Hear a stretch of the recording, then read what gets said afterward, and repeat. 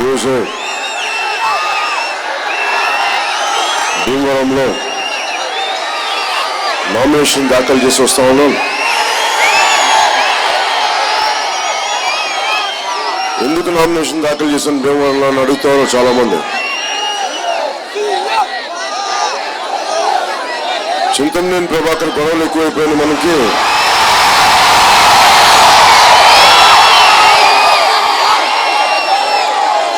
వాళ్ళ నాయకుడు చంద్రబాబు గారికి చింతమనేని ప్రభాకర్ మీద కంట్రోల్ లేదు. కంట్రోల్లో పెట్టాలని మరి ఎవరో ఒకరి దగ్గరలో ఉండాలి కదా, కొత్తవేడుతో. అందుకనే ఇక్కడ భీమవరంలో ఉన్నాం. ఈసారి చింతమనేని ప్రభాకర్ గారు కానీ ఏదైనా పిచ్చి వేషాలు వేస్తే నాకు చెప్పండి. ఇక్కడ నియోజకవర్గంలో భీమవరంలో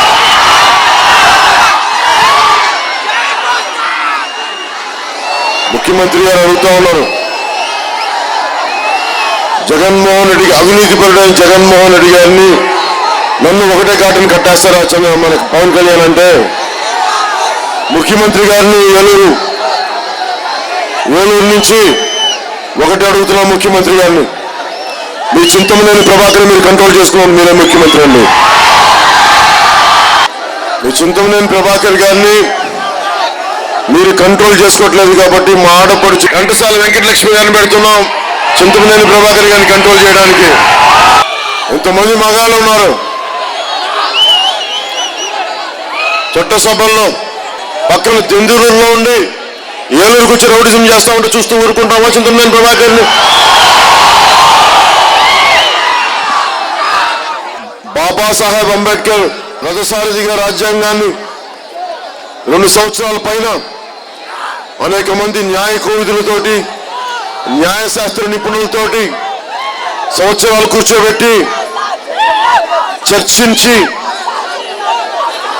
భారత రాజ్యాంగాన్ని తెస్తే భారత రాజ్యాంగాన్ని చింతమనేని ప్రభాకర్ లాంటి వ్యక్తులు ఎమ్మెల్యేలు వెళ్తే ఏం న్యాయం జరుగుతుంది? దెందులూరులో మనకి దేశానికి ఏం న్యాయం జరుగుతుంది? రాష్ట్రానికి ఏం న్యాయం జరుగుతుంది? అందుకనే మా ఘంటసాల వెంకటలక్ష్మి గారిని పెడుతున్నాం అక్కడ. ఘంటసాల వెంకటలక్ష్మి గారిని ఎక్కడ కలిశానంటే మన కొల్లేటి తోడుకొండూరు సమస్య గురించి వెళ్ళడానికి వెళ్ళాను. వెళ్తే ఇది మహానుభావుడు చింతమనేని ప్రభాకర్ గారు అక్కడ కూడా వచ్చి పవన్ కళ్యాణ్ రాకూడదంట.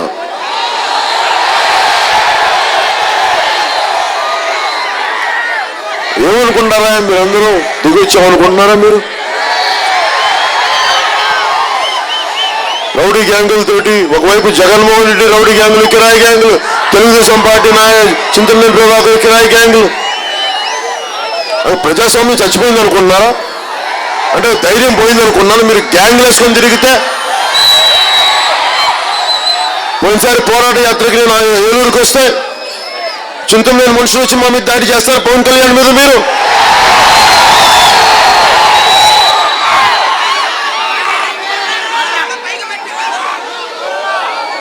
ముఖ్యమంత్రి గారికి చెప్తా ఉన్నాం, మీరు అడుగుతా ఉన్నారు జగన్మోహన్ రెడ్డి గారిని నన్ను సమదూరం ఎందుకు పెట్టారని. మీరు చింతమనేని గారికి ఎందుకు టికెట్ ఇచ్చారని? మీరు దళితుల మీద దాడి చేసేవాడిని, ఆడపడుచుల మీద చేయి చేసుకునేవాడిని, దుర్మార్గాలు చేసేవాడిని, దోపిడీలు చేసే అలాంటి వాళ్ళు టికెట్లు ఇస్తే మేము ఎందుకంటే మీకు సముద్రంలో పెట్టకుండా దగ్గర తీసుకుంటాం, గుండెలోకి తీసుకుంటామా, భుజాన్ని ఎక్కించుకుంటామా తెలుగుదేశాన్ని 2014 లాగా? చింతమనేని గారికి ఇద్దరు పెట్టానమ్మా. దెందులూరులో మన ఆడపడుచు ఘంటసాల వెంకటలక్ష్మి గారిని ఏలూరు లోపలికి వచ్చి ఏదైనా పిచ్చి వేషాలు వేద్దాం ఉంటే రెడ్డప్పల నాయుడు గారిని చింతమనేని ప్రభాకర్కి కరెక్ట్ మొగుడు రెడ్డప్పల నాయుడు గారు. తమ్మున్నాడు, ధైర్యం ఉన్నాడు, వేషాలు వేస్తే కీళ్ళు కూడా కింద కూర్చోబెట్టాడు. అలాంటి మామూలు ఆయన కాదు, కార్మిక నాయకుడు, ఈల వేస్తే 10,000 మంది వచ్చే నాయకుడు. అక్రమ కేసులు బనాయించి, దేనికి అక్రమ కేసులు? జగన్మోహన్ రెడ్డి గారిగా 1,000 కోట్లు తీసుకోవాలి. ఆయన చేసిన అన్యాయం ఏంటంటే చింతమనేని ప్రభాకర్ అంటే ఎదుర్కోవటం, అది ఆయన చేసిన అన్యాయం. దానికి ఆయన మీద అక్రమ కేసులు జైల్లో పెట్టారని. వాళ్ళ ఇంట్లో ఉన్న ఆడపడుచులు మీరు న్యాయం కోసం పోరాటం చేస్తున్నారని చెప్పి ఆయన సతీమణి మీరు ఏదైనా పర్లేదు మీకు అండగా ఉంటారని చెప్పి ఆవిడ కూడా అండగా ఉంటే రెడ్డప్పల నాయుడు గారి సతీమణి వారికి మనస్ఫూర్తిగా అలాంటి బలమైన నాయకుడికి బలమైన సతీమణి చాలా అదృష్టవంతులు మీ దంపతులు ఇద్దరు. నాకు ఏలూరుకి నేను కోరుకునేది ఇది ఒక ఫస్ట్ క్లాస్ సిటీ అవ్వాలి, ఇది అద్భుతమైన నగరం అవ్వాలి. మాట్లాడితే మన వాళ్ళందరినీ అంటూ ఉంటారు, పిల్లల్ని బైకుల్లో తిరుగుతూ ఉంటారు, సౌండ్లు చేస్తూ ఉంటారంటే నేను ఒకటే కోరుకుంటున్నా, యువతలో విపరీతమైన శక్తి ఉంటుంది. ఆ శక్తికి తగ్గ సరైన దారి లేకపోతే, దేశ నిర్మాణానికి పనికొచ్చే విధి విధానం లేకపోతే ఏం చేస్తారు యువత? రకరకాల దారులు ఎత్తుక్కుంటారు. అంతేగాని మీరు బైకుల మీద స్పీడ్లకు వెళ్తుంటే మీ తప్పన్ను ప్రభుత్వం చేసే తప్ప. ప్రభుత్వం మీకు చదువులు చెప్పించి మీకు సరైన ఉపాధి అవకాశాలు కల్పిస్తే మీకు రోడ్ల మీద తిరిగే అవకాశం ఎక్కడ ఉంటుంది? మీరు సరదాగా ఆడుకోవడానికి ఉండే అవకాశాలు. ఇలాంటిది ఏలూరులో ఒక స్టేడియం ఉంటే చాలా గొప్పగా నిర్మించే ఉంటారు. ఇలాంటి 10 స్టేడియం నిర్మిద్దాం జనసేన పార్టీ వస్తే, జనసేన ప్రభుత్వం వస్తే. వేల కోట్లు కిరాయి మోకలు, గూండాలు, రౌడీలు వీళ్ళు ఎమ్మెల్యేలు అవుతా ఉన్నారు. చదువుకున్న వాళ్ళు రావట్లేదు, కార్మిక సంఘాలకు సంబంధించిన నాయకులు రావట్లేదు. చాలా బలమైన వ్యక్తులను తీసుకొచ్చాను జనసేన పార్టీ నుంచి. జనసేన ప్రారంభించినప్పుడు అందరూ పవన్ కళ్యాణ్ మీద దాడి చేయటమే, అందరూ జనసేన మీద దాడి చేయటమే. పవన్ కళ్యాణ్కి రాజకీయాలు తెలియదు, పవన్ కళ్యాణ్కి అనుభవం లేదు. ఇప్పుడు చెప్పండి పవన్ కళ్యాణ్కి అనుభవం ఉందా చెప్పమని చెప్పండి. అనుభవం నేను తల పండిపోయి ఉండాలా? అనుభవం జ్ఞానంతో వస్తుంది, బలమైన ఆలోచన ఒకటి కావాలి. అంటే అనుభవం అంటే వెళ్ళి కూర్చొని ఏం చేయాలి? మోసాలు చేయాలి, అక్రమాలు చేయాలా? నేను చేసిన సినిమాలు చేశాను కానీ లోపలంతా చదువుతూనే ఉన్నాను, రాజకీయం గురించి చదువుతూనే ఉన్నాను. 20 సంవత్సరాలు చదివిన రాజకీయం గురించి. ఇది 3వ ఎన్నికలు. మనకి చెప్పండి, ఒక్కొక్కరికి మనల్ని విమర్శించే వాళ్ళకి చెప్తాం. ఏముంది మీకు అనుభవం అంటే? మూడు ఎన్నికల అనుభవం ఉందని చెప్పండి. 2009, 2014, 2015కి వచ్చాం బయటికి, దుమ్ము లేపడానికి వచ్చాం.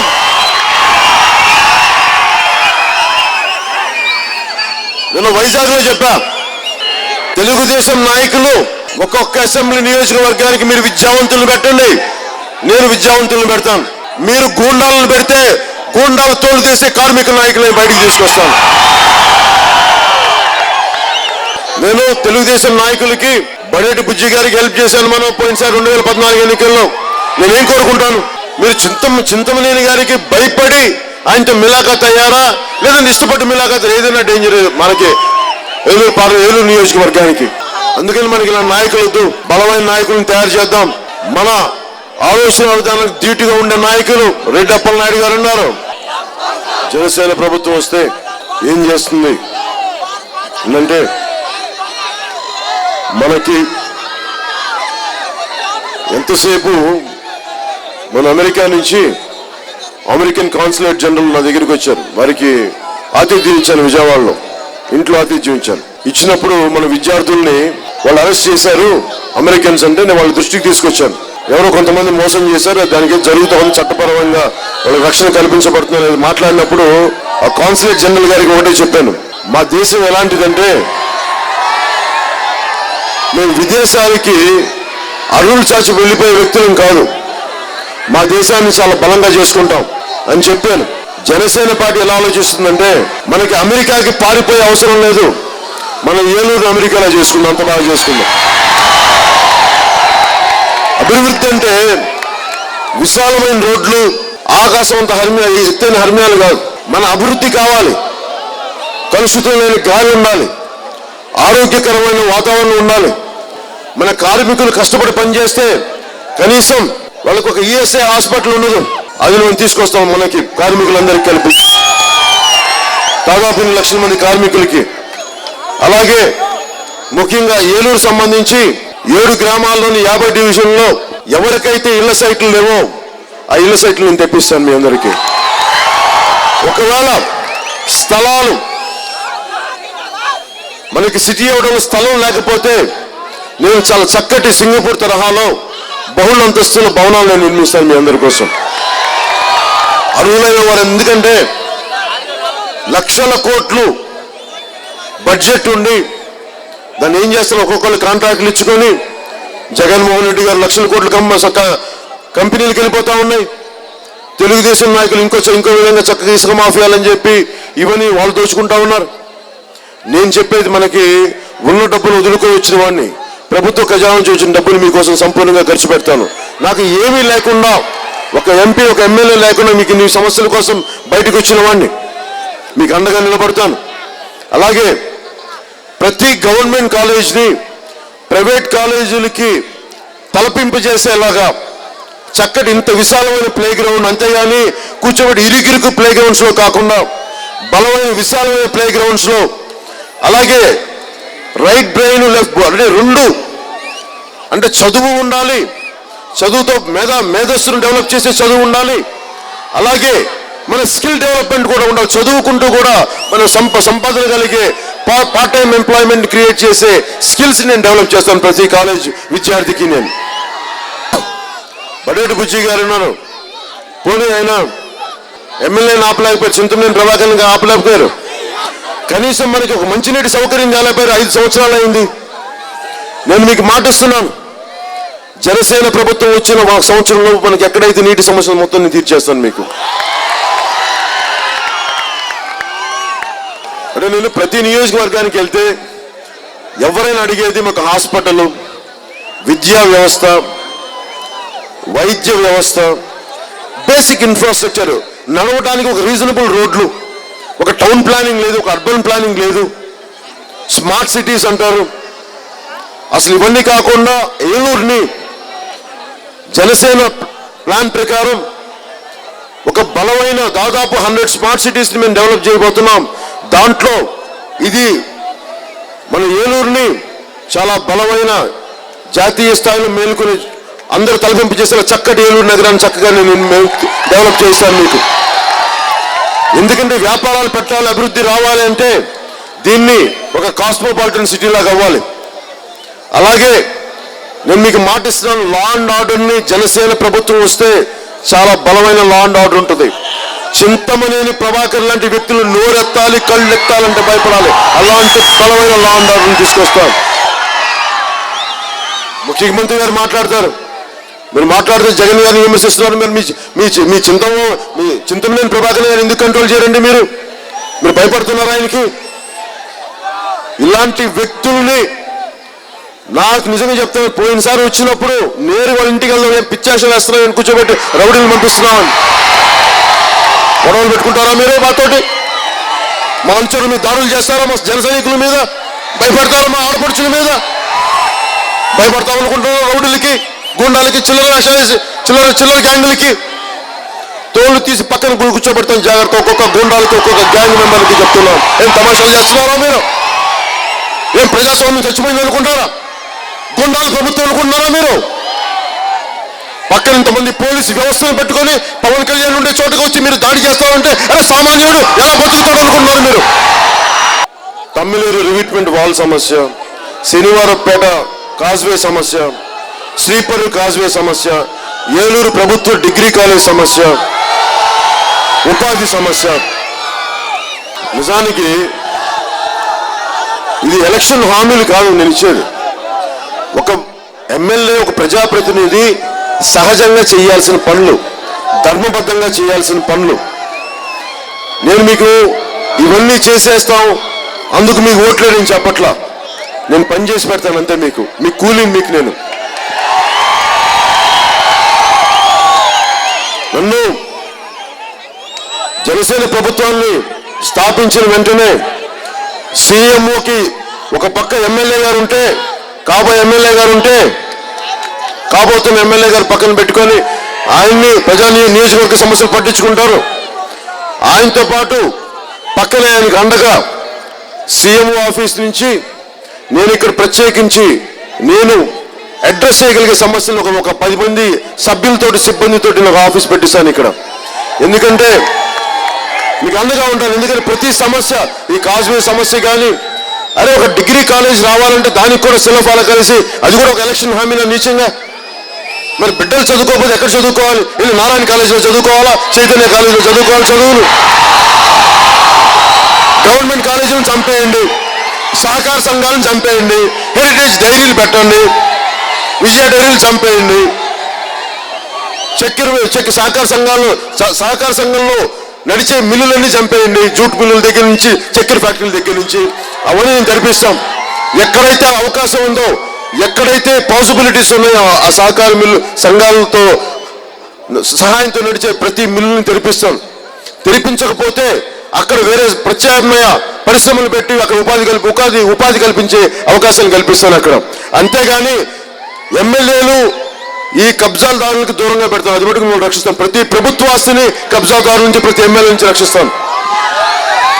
అలాగే ఒక ఎంపీ అంటే దాదాపు 100 కోట్లు, 70 కోట్లు, 80 కోట్లు పెట్టుబడి అయిపోయింది. రాజకీయం వ్యాపారం అయిపోయింది. మన డిగ్రీ కాలేజీలు ఎందుకు రావండి? పెట్టుబడులు పెట్టారండి వాళ్ళు. మన బడేటి బుజ్జి గారు ఎన్ని కోట్లు పెట్టారు నాకు తెలియదు, కానీ పెట్టుబడులు పెట్టారు. అందువల్ల పాపం ఆయన పెట్టుబడిని తిరిగి సంపాదించే మీద దృష్టి ఉంటుంది, కానీ మన డిగ్రీ కాలేజెస్ పెట్టాలి, దాన్ని తీసుకురావాలని పాపం దృష్టి ఉండదు దానికి. ఎందుకంటే పెట్టుబడి పెట్టారు. మనం పెట్టుబడి లేని రాజకీయం చేస్తాం. మన పెట్టుబడి మన కష్టం, మన పెట్టుబడి మన శ్రమ, మన పెట్టుబడి మన నమ్మకం. అలాగే ఏలూరు పార్లమెంటుకి సంబంధించి నేను చాలా ఇప్పటిదాకా చూడండి, ఇంతమంది ఎంపీలు వచ్చారు, తెలుగుదేశం పార్టీ ఎంపీలను ప్రకటించారు, ప్రతిపక్ష నాయకులు వైసీపీ నాయకులు ఎంపీలను ప్రకటించారు. వాళ్ళ ఎంపీలను చూడండి, మన ఎంపీ డాక్టర్ పెంటపాటి పుల్లారావు గారిని చూడండి, మేధావి, ఆర్థిక శాస్త్రవేత్త, చట్టాలను తెలుసుకున్నవాడు. అలాంటి మహానుభావుని నేను అడిగాను, మీరు మా ఏలూరు పార్లమెంటు నియోజకవర్గానికి మీరు అభ్యర్థిగా పోటీ చేయండి, మేము మిమ్మల్ని గెలిపించుకుంటాం, మీకు అండగా ఉంటాం. రేపు పొద్దున్న మాకు ఏం సమస్య వచ్చినా, మాకు పోలవరం సమస్య వచ్చినా మీరు తెలుగుదేశం ఎంపీలాగా, ఇప్పుడు తెలుగుదేశం ఎంపీలు చూడండి, జగన్మోహన్ రెడ్డి గారు చూడండి, పక్కన ప్రధానమంత్రి గారు ఏదైనా మాట్లాడుతుంటే స్పెషల్ కేటగిరీ స్టేటస్ సమస్య గురించే, స్పెషల్ కేటగిరీ స్టేటస్ కావాలి మాకని అడగగానే ముందు వరుసలో ప్రధానమంత్రి గారు ఇలా చూడగానే వెనక్కి ఒకసారి జగన్మోహన్ రెడ్డి గారు కింద కూర్చుంటారు. తెలుగుదేశం ఎంపీలు అయితే అసలు ఆ బల్ల ఏదో ఉంటుంది, దాన్ని పక్కన ఎంపీలు ఒళ్ళు వెనకాల దాచుకుని ఇలా ఉంటారు. ప్రధానమంత్రి గారికి అరుపులు వినిపిస్తూ ఉంటాయి తప్ప వాళ్ళు ఎవరో తెలియదు. అరే మన ఎంపీలకి దమ్ము ఉండాలి, ధైర్యం ఉండాలి, తెలివి ఉండాలి, సాహసం ఉండాలి, తెగువ ఉండాలి, తెగింపు ఉండాలి, ధైర్యం ఉండాలి. అలాంటి మన కనిపెట్టాను, అలాంటి పుల్లారావు కనిపెట్టాను. అది రాజకీయం అంటే ఎలాంటి విలువలతో కూడిన రాజకీయం, భావజాలంతో కూడిన రాజకీయం, గుండాలను ఎదుర్కొనే రాజకీయాన్ని చూపిద్దాం. జనసేన ద్వారా మార్పు తీసుకొద్దాం రాజకీయాల్లో. ఓట్లు వేయించుకొని ఇంట్లో కూర్చున్నప్పుడు బుజ్జి వద్దు మనకి. ఓట్లు వేయించుకొని వీధుల్లోకి వచ్చే రెడ్డప్ప నాయుడు గారు మనకి ఎమ్మెల్యే కావాలి. ఓట్లు వేయించుకొని మాగంటి బాబు గారు లాగా పార్లమెంట్ హాల్లో పడుకునే వ్యక్తి వద్దు మనకి. వచ్చి మనకి వచ్చి గుండెలు అరిచేలా కూర్చోబెట్టి నించో నిలబెట్టే పుల్లారావు గారు లాంటి వాళ్ళు మనకి ఎంపీలు కావాలి.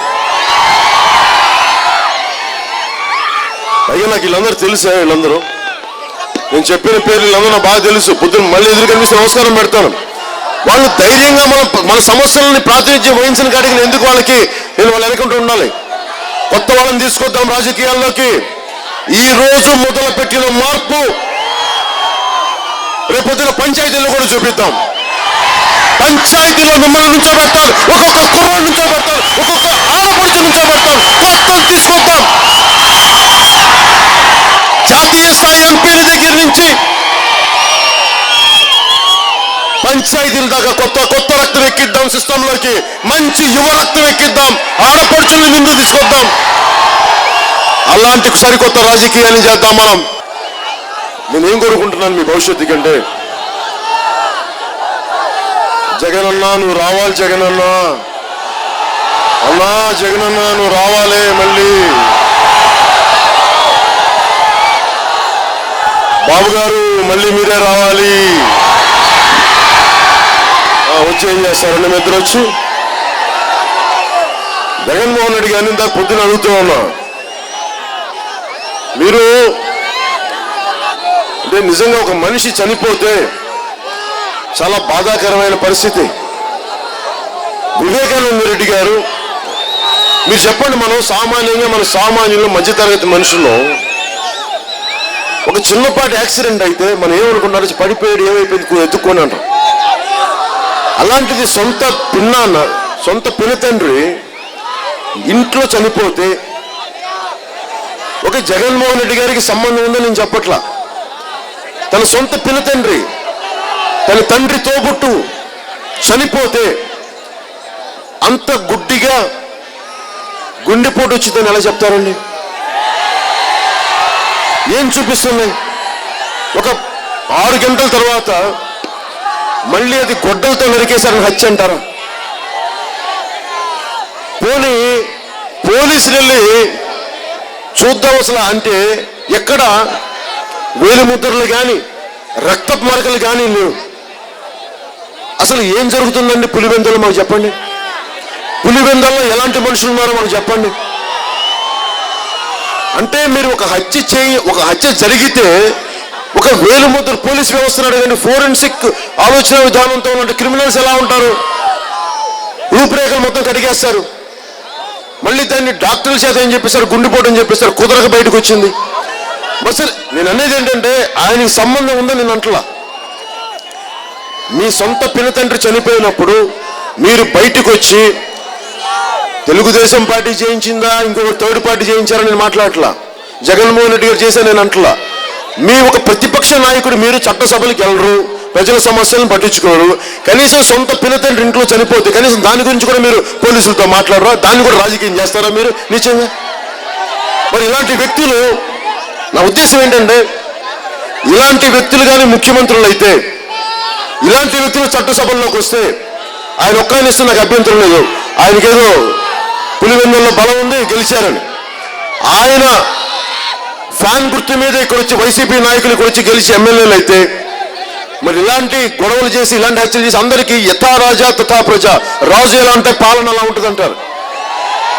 ఒక హత్య జరిగితే వేలిముద్రలు చెడిపేసి, రక్తం మరకలు చెడిపేసి, మరి అలాంటి పరిస్థితుల్లో మీరు నాయకులు మీరు చూస్తున్నారంటే రేపొద్దున అదే తీసుకుంటారు. మనం కూడా చంపేసేలా చేస్తే మన జగన్మోహన్ కాపాడుతాడు ప్రతి ఎమ్మెల్యే అనుకుంటే, అప్పుడు లా అండ్ ఆర్డర్ ప్రతి గల్లీకి ఒక చింతమనేని ప్రభాకర్ వస్తాడు. పోనీ తెలుగుదేశం పార్టీ నాయకులు చాలా లా అండ్ ఆర్డర్, నిజంగా నాకు చంద్రబాబు గారు అంటే 2014లో ఒక ఇంటర్వ్యూలు చెప్పారు, వీళ్ళు తెలుగుదేశం పార్టీ నాయకులు లా అండ్ ఆర్డర్ని బాగా చేస్తారని. రాష్ట్ర విభజన జరిగాక తెలుగుదేశం పార్టీ ముఖ్యమంత్రి గారికి పాలనా యంత్రాంగం మీద పట్టుకొలిపోయింది, ముఖ్యంగా ఆయన ఎమ్మెల్యే మీద పట్టుపోయింది. ఆయన ఇసుక అడ్డగోలుగా తినేస్తుంటే కరకర నవ్వులు మింగేస్తుంటే నేను చేయలేకపోతున్నాను. దీనికి తోడు మళ్ళీ ఇసుకను ఎందుకు అడ్డగోలుగా తవ్వేస్తున్నారంటే మళ్ళీ చింతమనేని ప్రభాకర్ లాంటి వ్యక్తులు దాడులు, ఇవన్నీ ఆపాలి అంటే జనసేన రావాలి, పాలన మారాలి.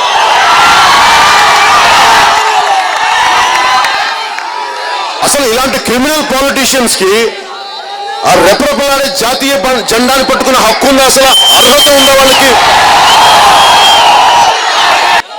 జనసేన ప్రభుత్వం రానివ్వండి, ఒక్కొక్క చిన్నపాటి ఆకు రౌడీల దగ్గర నుంచి పెద్ద పెద్ద గుండాల దాకా తీసుకొచ్చి కాళ్ళు ఉంచి కింద కూర్చోబెడతాను. అలాంటి బలమైన చట్టాలు తీసుకొస్తాను, బలమైన లా అండ్ ఆర్డర్ని. 6 months లో మొత్తం ఏలూరు టౌన్ లో ఉండే రౌడీజం క్లీనప్ చేయగలరు పోలీసులకు అధికారులు ఇస్తారు. అలాంటి అధికారులను పోలీసులకు ఇస్తాం, అలాంటి అధికారులను పోలీసు అధికారులుగా పెడతాం. అలాగే ఇంతమంది యువతున్నారు, లా అండ్ ఆర్డర్కి చాలా వ్యక్తులు అవసరం. సరికొత్త పోలీసు ఉద్యోగాలను తీసుకొద్దాం, ఎక్కువ పోలీసు ఉద్యోగాలను క్రియేట్ చేద్దాం. యువతని మిమ్మల్ని అందరినీ పోలీసు వ్యవస్థలు ఎంతమంది కావాలని కోరుకుంటే ఆ పోలీసులు వ్యవస్థలో ఉన్న భర్తీ చేయాల్సిన ఉద్యోగాలను భర్తీ చేస్తాను మీ అందరి చేత. అలాగే నేను కేసీఆర్ గారిలాగా మాట్లాడలే లక్షల ఉద్యోగం ఇస్తున్నాను. నా పక్కన ఉంది తమిళనాడు ప్రభుత్వానికి చీఫ్ సెక్రటరీగా ఉన్న శ్రీ రామ్మోహన్ రావు గారు ఉన్నారు. అంటే ఎన్ని ఉద్యోగాలు క్రియేట్ చేయగలం, ఎన్ని ఉద్యోగాలు ఇవ్వగలను అంటే అందుకే ఆయన వైపు చూస్తున్నాను. నాకు పాలనలో కొంచెం అనుభవం తక్కువ కూడా, అలాంటి పెద్ద అనుభవం పెట్టుకున్నాను. జయలలిత గారు వారి సలహాలు సంప్రదింపులు తీసుకొని చేసేవాడు. ఎలాంటి వ్యక్తి అంటే ప్రధానమంత్రి ఆఫీస్ నుంచి 450 మంది CSF వ్యక్తులు వచ్చి సోదా చేస్తే గుండె ధైర్యంతో కూర్చొని ఒక్కొక్కరిని కడిగి పారేసిన వ్యక్తి. అలాంటి ధైర్యవంతుడైన. అందుకే ఆయన అడుగుతున్నాను, ఆయన సూచనలతో మీకు ఒకటే చెప్తున్నాను, భర్తీ చేయాల్సిన ఉద్యోగాలు దాదాపు 3 లక్షలు ఉన్నాయి. కరెక్ట్గా 6 నెలల్లో 3 లక్షల మంది నిరుద్యోగులకు ఉద్యోగాలు తెచ్చే బాధ్యత జనసేన పార్టీ తీసుకుంటుంది. మీరంటే ఎంత ప్రేమ అంటే మీ భవిష్యత్తు బాగుండాలని కోరుకుంటాను. మిమ్మల్ని ఎవరిని ఏదనంటే నాకు బాధ వేస్తుంది. మిమ్మల్ని గుండెల్లో పెట్టి చూసుకుంటాను. నాకేం అవసరాలు లేవు. నేను కోరుకుంటుంది చిన్నప్పటి నుంచి రాజకీయాల్లో క్రిమినల్స్ రాకూడదని. ఇందాక చెప్పిన 3 లక్షల్లో ఒక 25,000 పోలీస్ వ్యవస్థలోనే ఉద్యోగాలు ఉన్నాయి. 25,000 నిరుద్యోగులకి వచ్చిన వెంటనే ఉద్యోగాలు తెప్పిస్తాం ఒక్క పోలీస్ వ్యవస్థలోనే. గుర్తుపెట్టుకోండి. అంటే ఇంత ఉంది చేయడానికి. వీళ్ళెవరు చేయడానికి ఉండదు. వీళ్ళు దోచే. నేను మొన్న అడుగుతాను, ఉద్యోగాలు ఎందుకు రావట్లేదని ప్రభుత్వాలను అడిగితే మా దగ్గర ఖజానాలో డబ్బులు లేవంటారండి. ఫైనాన్స్ సెక్రటరీ మాకు డబ్బులు లేవంటారు. మరి మీరు లక్షల కోట్లు దోచేయడానికి డబ్బులు ఉన్నాయే, వేలకు అడ్డగోళ్ళకు దోచే డబ్బులు ఉన్నాయే, నిరుద్యోగులకు ఉద్యోగాలు ఇవ్వడానికి డబ్బులు లేవా మీకు? డబ్బులు శాలరీలు పే చేయడానికి డబ్బులు లేవా మీకు? ఇవన్నీ ఏంటంటే ఎంతసేపు మనం బానిసలా బతకాలి, ఎంతసేపు సార్ అయ్యా బాబు అని చెప్పి మోకాళ్ళలో కూర్చోబెట్టి అడగాలి. అరే రైట్ రాయల్గా బతుకుతాను. పవన్ కళ్యాణ్ ఉన్నాడు, జనసేన ఉంది మీకు. విన్నాను కదా మీకు. మీరు ఎవరి కాళ్ళు పట్టుకోకర్లా, ఎవరి గడ్డం పట్టుకోకర్లా. ఒకే ఒక మాట, అన్నా మన కష్టాలు ఉన్నాయంటే నేను వచ్చి మాట్లాడతాను మీకోసం. నేను అద్భుతాలు సృష్టించాలని చెప్పట్లా. నేను మీ మాట వింటాను. సమస్యకి వెంటనే పరిష్కారం చూస్తాను. పరిష్కారం ఇవ్వలేని సమయంలో ఉపశమనం ఏం చేయగలను చూస్తాను. వెంటనే చేయగలను. ఒకవేళ చేయలేని పక్షంలో మీకు వివరణ ఇస్తాను. నాకు ఈ కారణం వల్ల చేయలేకపోతుంది, కానీ దానికోసం కాంపెన్సేటరీగా ఒక ఉపశమన నివారణ చర్యలు తీసుకుంటాను. మీకు అండగా నిలబడతాను. అలాగే జనసేన ప్రభుత్వం అధికారంలోకి వచ్చిన వెంటనే, నేను ముఖ్యమంత్రిగా ప్రమాణ స్వీకారం చేసిన వెంటనే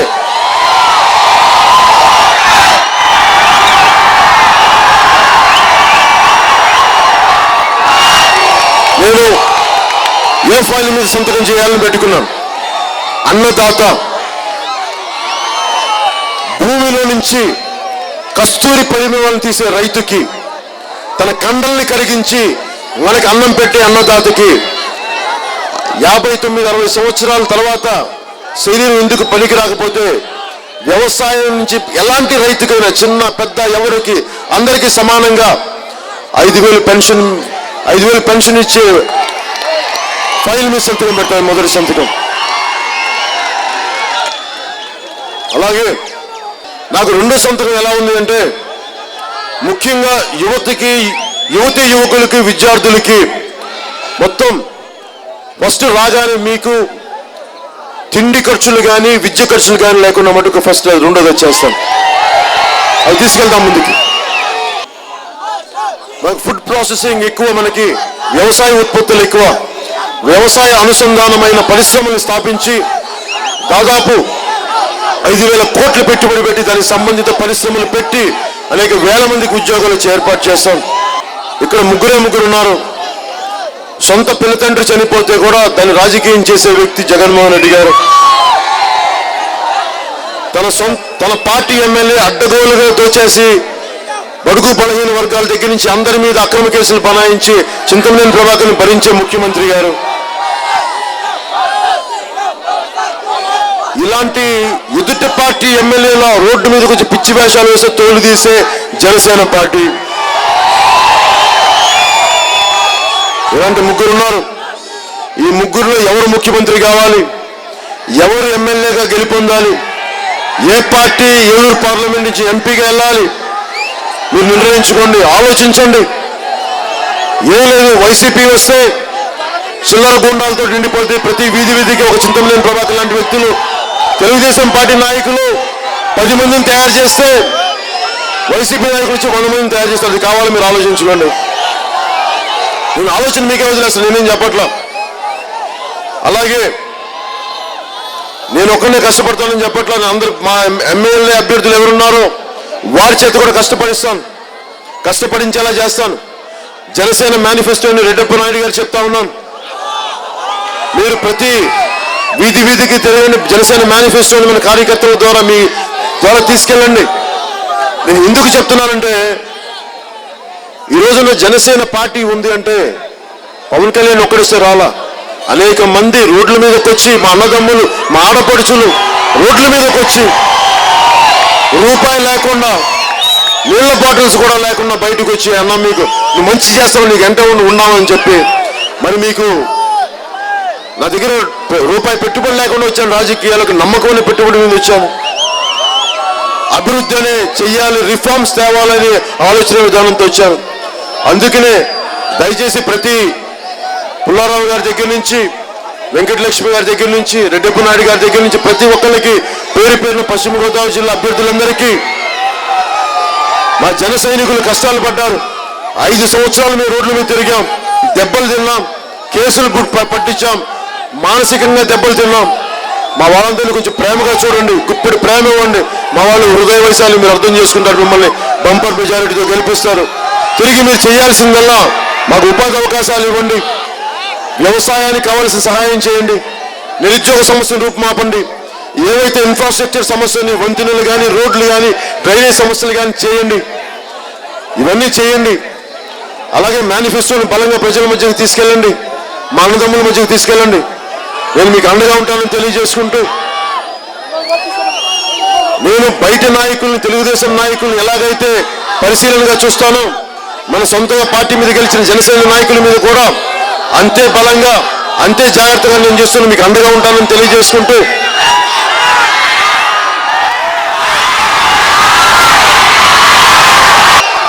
జనసేన సింబల్ ఈ గ్లాస్, జనసేన గుర్తు. నువ్వు కథ చెప్తాను ఎందుకు వచ్చింది ఈ కథను. నాకు చిన్నప్పటి నుంచి ఇలా గ్లాసులో టీ తాగాలని చాలా ఇష్టం. మా అమ్మేమో నన్ను బయటికి పంపించేది కాదు, నువ్వు చిన్నపిల్లవాడు బయటికి వెళ్ళకూడదు, ఎంతసేపు ఇంట్లో. పోనీ 10th వచ్చాక వెళ్దామంటే వెళ్ళనిచ్చేది కాదు, ఇంటర్కి వచ్చామంటే వెళ్ళని వచ్చేది కాదు. ఆ కోరిక ఉండిపోయింది. ఎక్కడ ఒకసారి తీన్మార్లో పడాను, ఒకసారి గబ్బర్ సింగ్లో అయితే అప్పుడు పెట్టుకున్నాను ఈ గ్లాసు. ఈ Gabbar Singh glass Janasena party symbol అయిపోయింది. భగవంతుడు కరుణ. ఏదో ఒకరోజు ఎలక్షన్ కమిషన్ ఏ గుర్తులు ఉన్నాయంటే, ఒక 4-5-6 నెలల ముందు దాంట్లో ఇది కూడా ఉంది. ఒక 5-6 సింబల్స్ పెట్టి దీంట్లో మొదటిది పెట్టాను.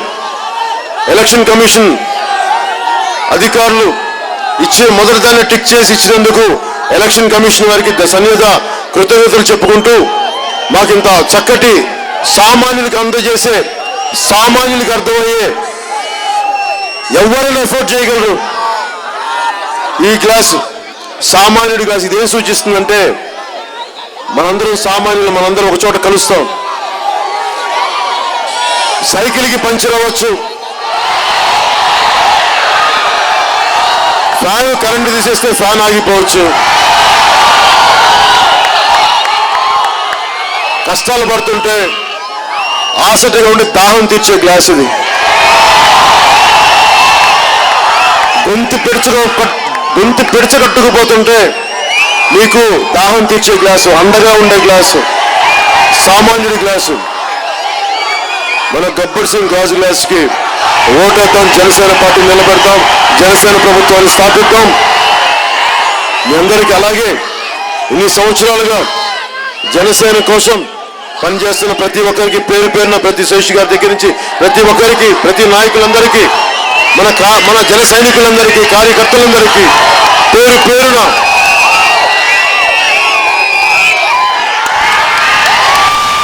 పేరున ధన్యవాదాలు తెలుపుకుంటూ, పార్లమెంట్ అభ్యర్థిగా, ఏలూరు పార్లమెంట్ అభ్యర్థిగా పుల్లారావు గారిని, ఏలూరు నియోజకవర్గానికి రెడ్డప్ప నాయుడు గారిని, బెందులూరుకి ఘంటసాల వెంకటలక్ష్మి గారిని గెలిపించవలసిన మనస్ఫూర్తిగా కోరుకున్నాం. మనకి జన్మనిచ్చిన దేశానికి, మువ్వెన్నెల జెండాకు అందించిన మన దేశానికి ధన్యవాదాలు తెలుపుకుంటూ, ఒక్కసారి భారత మాతకి ధన్యవాదాలు తెలుపుకుంటూ సభకు ముగింపు కలుగుతాం. భారత్ మాతా కీ జై హింద్.